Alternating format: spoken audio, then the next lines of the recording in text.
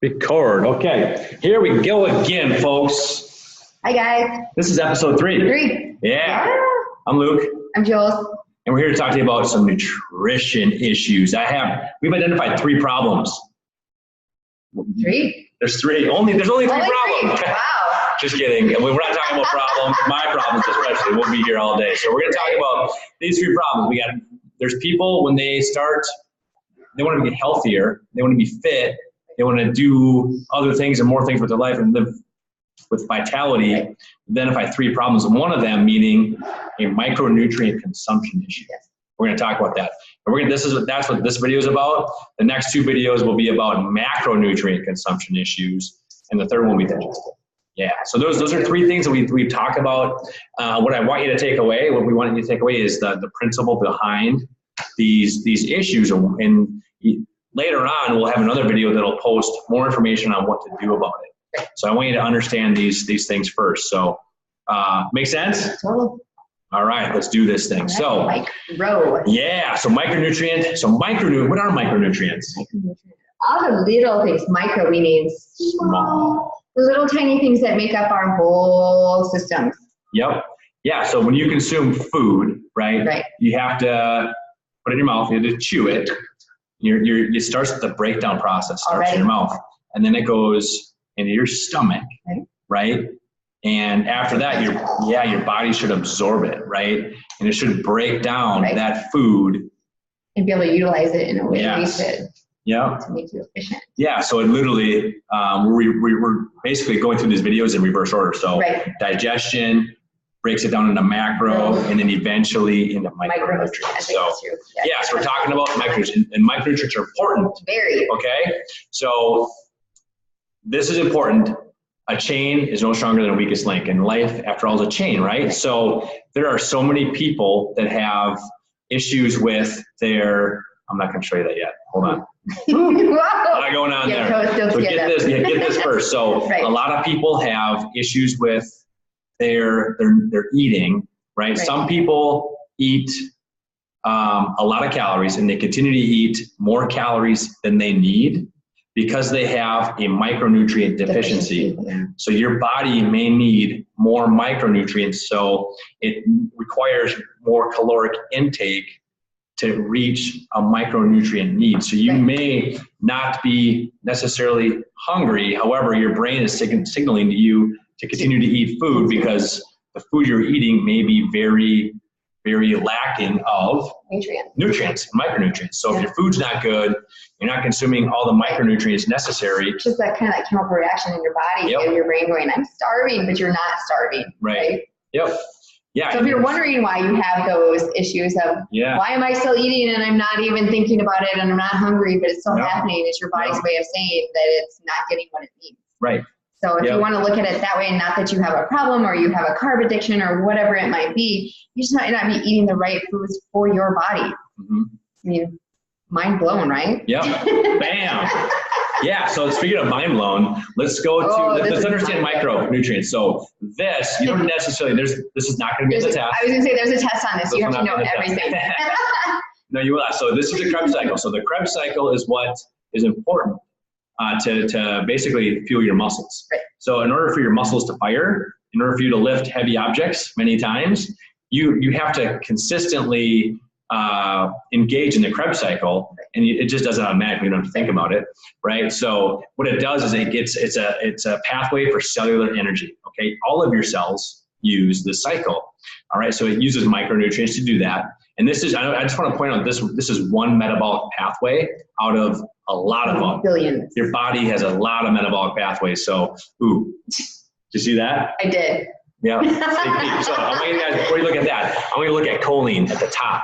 Okay, so choline, if you can look at this diagram here, is needed for acetylcholine, which is needed to initiate the Krebs cycle. You with me? So choline is needed for cellular energy for your body to be efficient with the Krebs cycle. You with me? Now, like I said, this is one metabolic pathway. Again, this is energy for your muscles. Like this is what's happening in your body, and it repeats itself hundreds of millions of times as you're lifting that heavy object up and pushing and putting it down. Right. Right. So this is one little teeny tiny process in your body that's happening. Out of all of this. This is the metabolic pathway of life. There's a lot going on there, you guys. Yes. It is complicated. Okay, wonderfully designed. Beautifully designed. Metabolic pathway of life. So now, like I said, the Krebs cycle, this is just one snapshot of that. And as you can see, choline is very important for that. And what's interesting, side note, choline is one of the ingredients in Spark. Yes. Mm-hmm. So side note. Spark. Yeah. Now, again, this is complicated. So complicated. Yes. No, what I want you to understand how important that meeting metabolic needs are for your body to at least have a fighting chance to complete the task that you're asking it to complete. Right? Of anything. Right. So if you think about this for a second, so if you want to be healthier and more fit, okay, really what you're talking to, number one, you have to be healthy at the cell level. Right? Your cells have to be healthy in order for you to have to be healthy. Right? So cellular health starts with giving it your body a fighting chance. So to make it do what you're asking it to do. So, so now we're going to dive into this a little bit more. I want to talk about the importance of micronutrients. So this is the 2015 dietary guidelines. Okay. So as you can see, potassium, okay, it's at the top of the list. Look, 4 down, there's choline. So what this is saying is this is the estimated average requirement. Okay. This is the percentage less that we're falling short. Yes, of the estimated average requirement. So choline, 91.7% is what we're the percentage less than an estimated average. So it's kind of hard to understand, but most people are 91.7% deficient in choline. Right. And that's not good. Right. Vitamin D is up there, and fiber is up there. So fiber helps with digestion. Potassium with muscle recovery and muscle firing. Yep. So these are all super important. So there we go. So potassium is mineral for organ life. Yeah, fiber, eliminating toxins, absorb vital nutrients. So vitamin D deficiency is linked to all sorts of bad things. Okay. Right. So we need micronutrients. Okay. And hopefully your coach has been talking to you about these. Like we should be asking you these questions, and if we're not, ask us those questions. So now you know. Right. Right. Correct. Now you know. Right now, the next step is doing something. Exactly. Okay. So this is again the percentage below estimated average requirements. All right. So let's just check out, for example, vitamin A. So the black line, the solid black, is naturally occurring. So when people just consume foods, they just naturally high in vitamin A. So there's 3 things here. So the naturally occurring, nutrient added, and food and supplements. So then black is naturally occurring, meaning these people don't take supplements, nor do they consume foods fortified in micronutrients. Okay. So the white bar graph is going to be people that eat food. Obviously, everybody eats food. They should be anyway.